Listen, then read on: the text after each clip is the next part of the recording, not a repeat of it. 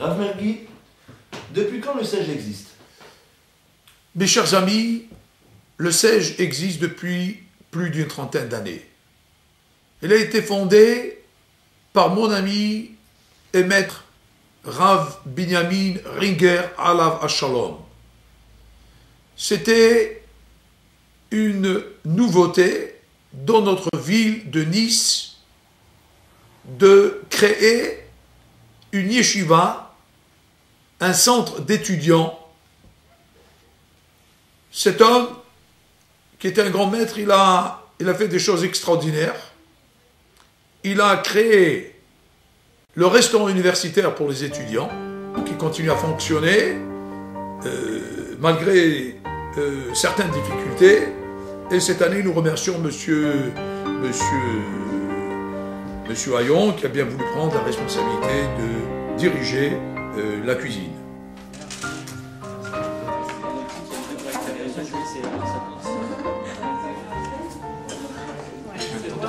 C'est trop bon. Merci. Biezras Hashem Yisborei Ulemazel Tov Hamagid Mereshis Achris. Et il m'avait sollicité pour être à ses côtés pour enseigner. Et depuis, nous continuons cette œuvre extraordinaire pour la belle ville de Nice. Rav Mergui, quelles sont les activités du SEJ? Les activités du SEJ, le cercle d'études juives, comme son nom l'indique, comprend plusieurs types de groupes pour les étudiants, pour des étudiantes, pour des jeunes gens, pour des gens qui travaillent. Et depuis une dizaine d'années, avec le Rav Grandstein, nous avons développé une activité extraordinaire qui s'appelle le Kollel de Nice. Le Kollel, c'est aujourd'hui 10 familles, 10 personnes qui se consacrent toute la journée à l'étude et qui seront, si Dieu veut, les futurs cadres de la communauté en général. Omar Rabbi Shmuel ben Elisha hab mir gelernt hat gesagt der heilige Rabbi Shmuel ben Elisha Pamachas nichnasti lehaktir kitawoires Lifnai vilifnim V'ro isi akasrikel Ko Hashem tzevuos. Le Kollel, c'est 10 personnes qui étudient à plein temps et sont dirigées par Rav Emmanuel Mergui, qui aujourd'hui est mon bras droit pour tout ce qui est de l'enseignement dans la yeshiva.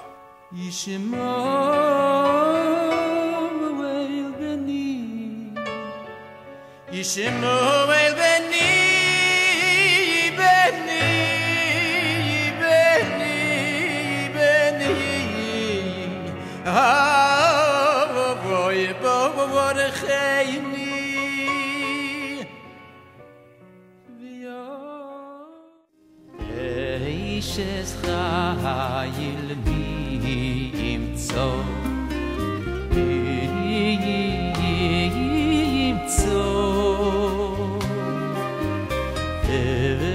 Verochoik mipninim michro Verochoik mipninim michro Eishes chayil nimtzo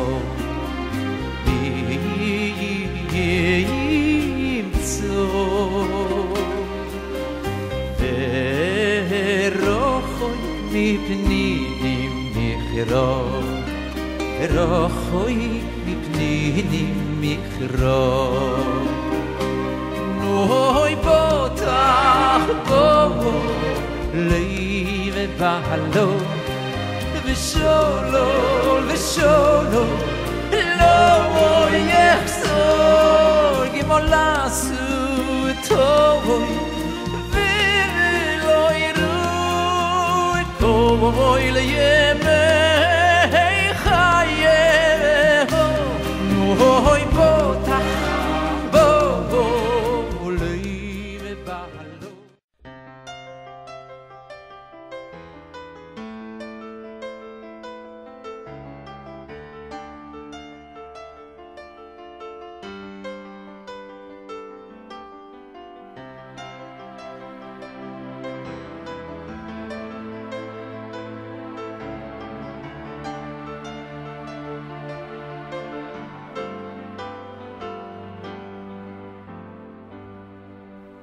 אני מאמין באמונו שלמה בביאס המושיח אני מאמין באמונו שלמה. Parmi les activités du Sej, nous avons un Talmud Torah, Avot Ubanim, tous les dimanches, ouvert à tout le public, à tout le monde, à tous les enfants de la communauté, tous ceux qui veulent recevoir des cours. Là aussi, c'est Ravi Manuel avec une équipe dynamique qui essaye de s'occuper.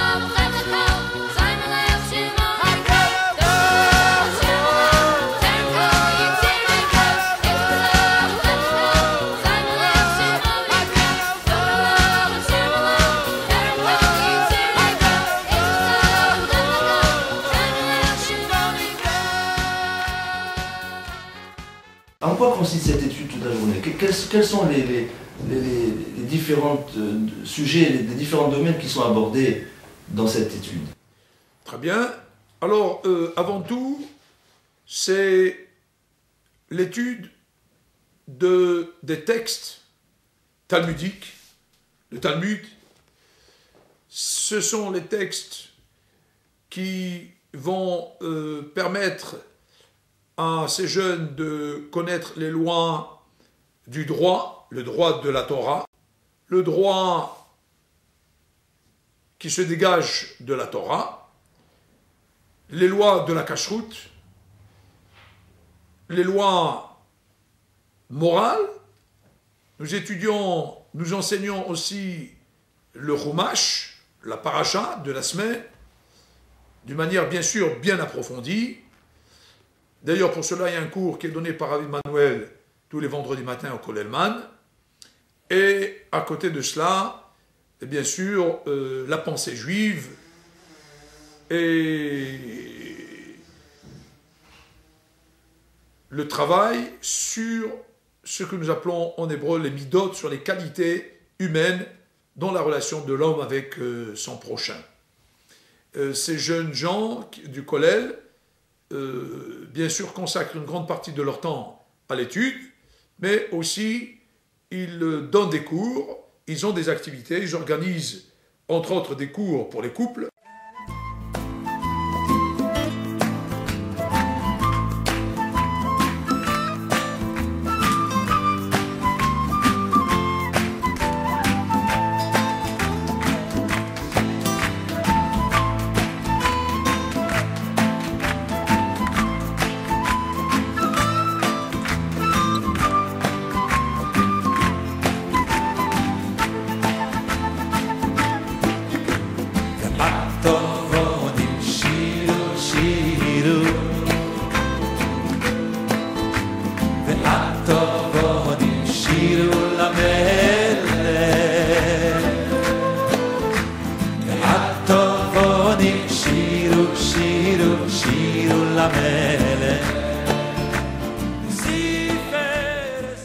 Nous faisons participer les Kollel Man comme notre ami David Abekassis pour la diffusion du Lechadodi, petit journal hebdomadaire qui est diffusé et distribué dans toutes les communautés, qui est développé, qui est le produit, si vous voulez, de la réflexion dans la yeshiva.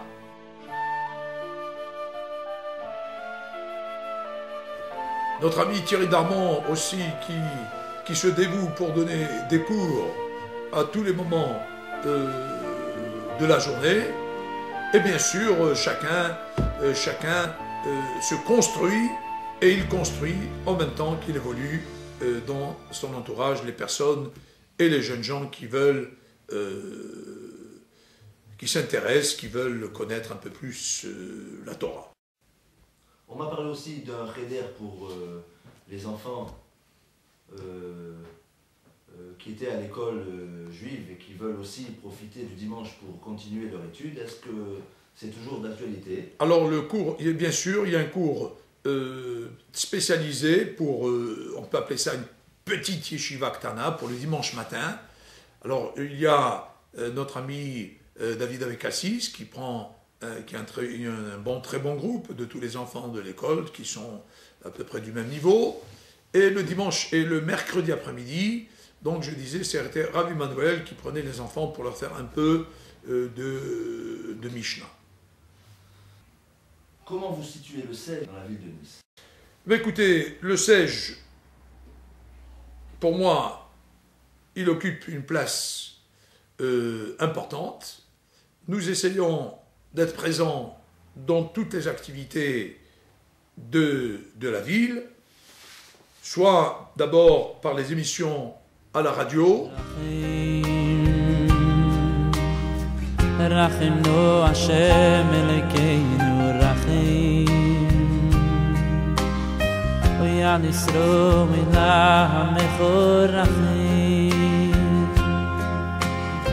ועל ירושלים ירחו רחים, רחים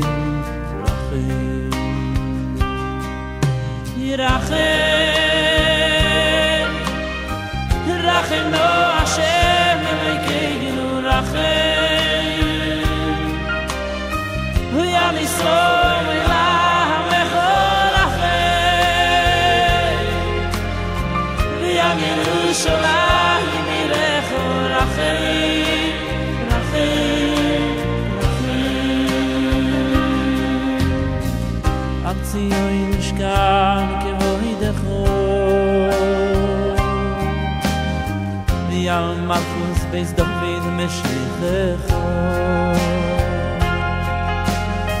Vi ala bais Adonai veYaakov Yirachem Rachem Rachem Bi'al Zion Mishkan Gevurah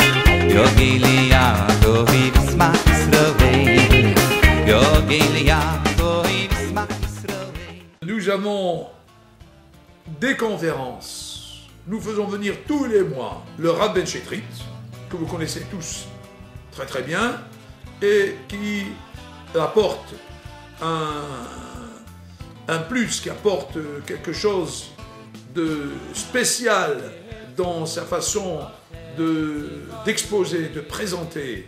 Et Baruch Hashem, comme vous le savez, toujours la salle de Mishneh et les combles, et toujours des étudiants, des jeunes qui sont toujours là pour savourer ces paroles et réfléchir et progresser. Je voudrais que vous nous disiez depuis quand vous venez à Nice maintenant.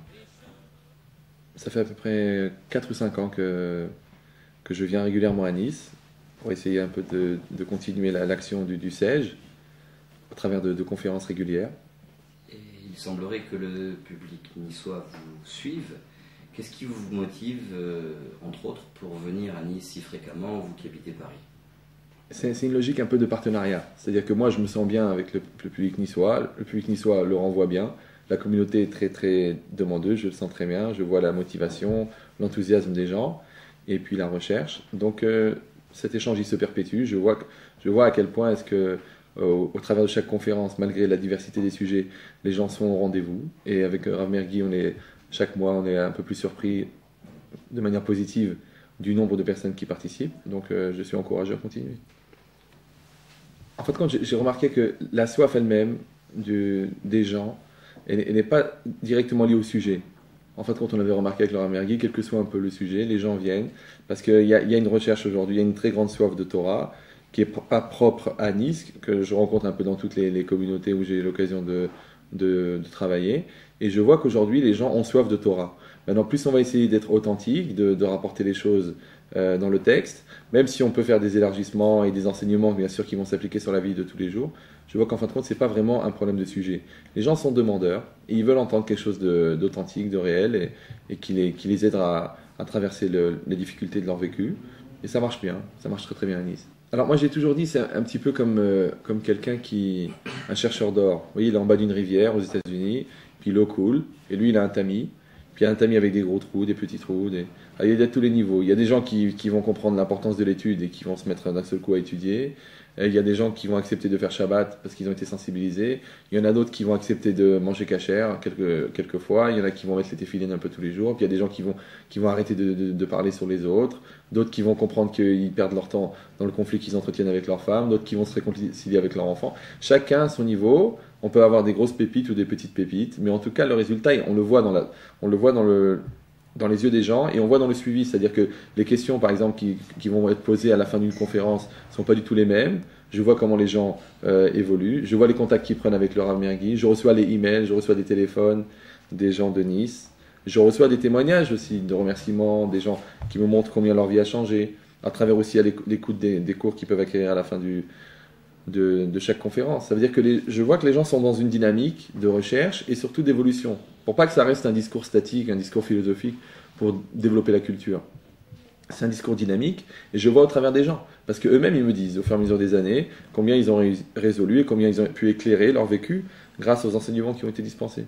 Justement, est-ce qu'il y a quelques exemples qui vous reviennent en mémoire de gens que vous avez vus il y a 3, 4, 5 ans qui venaient peut-être vous voir ou ne pas vous voir à la fin d'une conférence et qui maintenant ne louent pas une conférence ou viennent le plus souvent possible et pour lesquels vous voyez une évolution tant au niveau du comportement que de la manière d'aborder les problèmes. Oui, des personnes par exemple qui m'ont posé des questions de difficultés relationnelles il y a plusieurs années et qui aujourd'hui me disent qu'ils ont trouvé l'équilibre. D'autres personnes des jeunes filles que je voyais habillées d'une certaine manière et qu'aujourd'hui je vois qui sont habillées avec pudeur. Des dames qui aujourd'hui ont la tête couverte, des messieurs qui viennent avec une guémara dans la main. Des gens qui vont me dire je ne peux pas forcément assister parce que j'ai un cours fixe maintenant de Guémara 2-3 fois par semaine.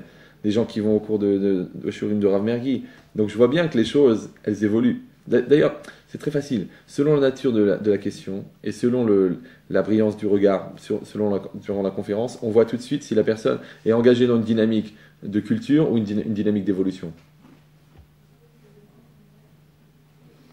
Rav Ben Chetrit, pour terminer, est-ce que vous auriez un message à faire passer tant aux gens qui vous connaissent et qui apprécient vos cours qu'à ceux qui ne vous connaissent pas encore? Je voudrais simplement dire qu'aujourd'hui on vit une époque extraordinaire. Peut-être l'époque dont les sages ont dit que la connaissance de la Torah sera diffusée facilement dans le monde. Aujourd'hui on peut écouter des cours, on peut les écouter à la radio, on peut les écouter bien sûr avec un rav, on peut les écouter sur internet. On peut avoir vraiment un échange, on a des Dvar Torah par téléphone, par fax, par email. Aujourd'hui, on vit une génération spéciale. Celui qui a l'occasion, plutôt que simplement d'être spectateur de cette génération, mais de pouvoir y participer activement, parce que soi-même il va venir au cours et soi-même il va en imprégner son comportement, il a un devoir quelque part, par reconnaissance pour toutes les générations qui ont attendu dans le passé que cette période elle advienne dans le monde, de participer et de venir dans les activités qui sont organisées. Et je profite, puisque je n'ai pas l'occasion physiquement de participer avec vous à ce gala, et vraiment je le regrette. Je voudrais dire à chacun de comprendre qu'une institution comme le SEJ, par rapport à ce qu'elle apporte, la lumière qu'elle peut apporter dans une ville comme Nice, qui en a réellement besoin, pour tout le travail qui est fait, parce que malheureusement, c'est souvent les personnes qui restent dans l'ombre qui font le plus grand travail. Moi, je viens une fois par mois et on fait un accueil, mais en fin de compte, les personnes comme le Rav Mergui, comme son fils, comme toutes les personnes qui s'impliquent à l'intérieur du Kollel pour le SEJ, pour faire fonctionner toutes ces activités, tous ces cours, c'est eux qu'il faut remercier, c'est eux qu'il faut applaudir. Et puis surtout les encourager par vos efforts, par votre présence déjà ce soir, et en plus par le fait que vous allez participer activement et financièrement pour leur montrer que vous êtes solidaires, que vous avez compris que cette Torah, elle est nécessaire pour la continuation de Nice, que vos enfants en ont besoin, que vous-même vous en avez besoin, que le monde en a besoin. Je souhaite que chacun fasse un effort particulier et qui mette encore une fois la main à la poche, que ce soit un encouragement pour la communauté, que ce soit un encouragement pour le Rav Mergui et pour toutes les personnes qui l'entourent, et que ce soit un encouragement pour Bezat Hashem amener la venue du Mashiach. À bientôt. Les objectifs d'Aïshiva, nos maîtres nous disent. Le roi David a dit Mi ale bia Hashem ou mi yakum bimkom kodsho. Qui est celui qui monte sur la montagne de Dieu et il s'y maintient? D'abord, il faut monter et il faut s'y maintenir. Baruch Hashem, nous avons un grand programme. Déjà qu'il soit là et qu'on continue et qu'il continue à exister, je pense que c'est déjà quelque chose d'extraordinaire. Notre vœu le plus fort, c'est de permettre à tous nos amis et à tous les citoyens et les citoyennes de Nice de comprendre qu'est-ce que c'est vraiment le Limoud HaTorah, ce qu'on appelle vraiment l'étude authentique. Je suppose, j'imagine que ça demande beaucoup de moyens. Quels sont vos moyens financiers aujourd'hui, à l'heure actuelle, pour maintenir et faire et développer la yeshiva? Mes chers amis, l'activité et les nombreuses activités de la yeshiva. Nous avons un grand sponsor qui s'appelle Akadosh Baruch Hu. Voilà. Nous n'avons pas de sponsor spécial qui nous aide, qui donne une aide considérable. Mais nous avons des amis qui apprécient tout ce que nous faisons dans la ville, qui nous aident. Et vous, mes chers amis ici présents, vous comptez parmi mes grands partenaires, parce que vous êtes mes partenaires. Je ne suis pas seul. Si j'arrive à faire ce que j'arrive à faire, c'est grâce à vous tous ici présents. C'est grâce à vous tous ici présents et ceux qui sont absents, je dois dire, parce que, Baruch Hashem, il y a beaucoup de personnes. Notre budget est de 250 000 € par an. C'est lourd à porter, mais c'est léger si tout le monde nous aide. Les amis, bonsoir.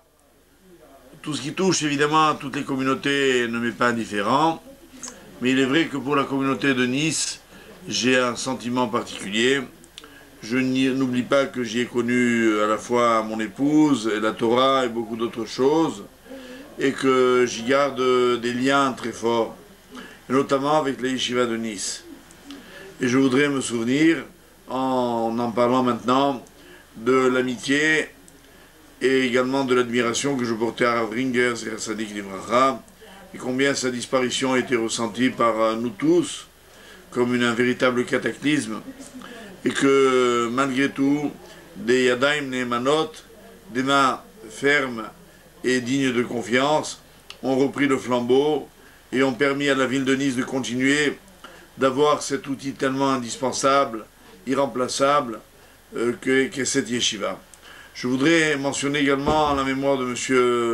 Yosef Pardo, qui a été un de mes maîtres et qui a été l'un des véritables fondateurs de cette communauté de Nice et qui a joué un rôle non négligeable dans la survie du Sège. Et j'aimerais, Ibad El-Echaim, parler une seconde de Rav Grunstein, qui a effectué également un travail admirable pour cette institution. Elle est maintenant entre les mains de Rav Yuvoshe Mergui, mon ami, et de son fils Emmanuel, qui sont tous les deux à la fois des personnes extrêmement dévouées et compétentes. Et Rav Moshe est un homme d'une extrême modestie. Je peux donc malheureusement pas trop parler de lui dans le cadre de ce film vidéo, mais surtout simplement lui dire à la fois notre affection et notre reconnaissance personnelle pour la continuité qui a été la sienne et le soin qu'il a porté à la pérennité de cette œuvre. Aujourd'hui, Baruch Hashem, le Sège fonctionne. Il y a de nombreux cours qui sont donnés également grâce à des rabbanim en ville. Il y a des afrérim qui étudient toute la journée dans le cadre de cette yeshiva. Il y a un restaurant universitaire qui continue de fonctionner, qui rend des services inestimables aux jeunes étudiants de la ville de Nice. Il y a un hebdomadaire, un éditorial qui paraît, qui est largement distribué, qui a besoin lui aussi de se pérenniser.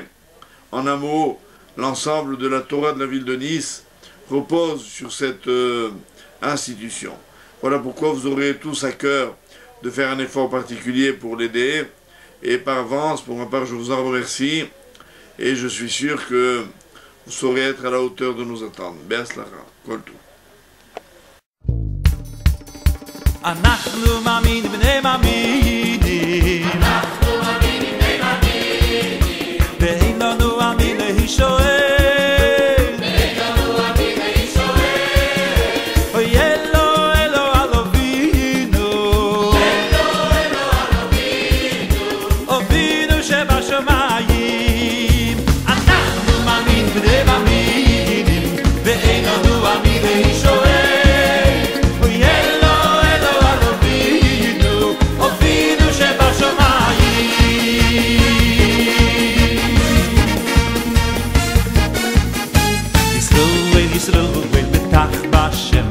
Yezram Moginom Hu Yisroel Yisroel Betach Bashem Yezram Moginom Hu Yisroel Yisroel Betach Bashem Yezram Moginom Hu Yisroel Yisroel Betach Bashem Yezram Moginom Hu Anachnu Maminim De'ein Lanu Amin Hishoel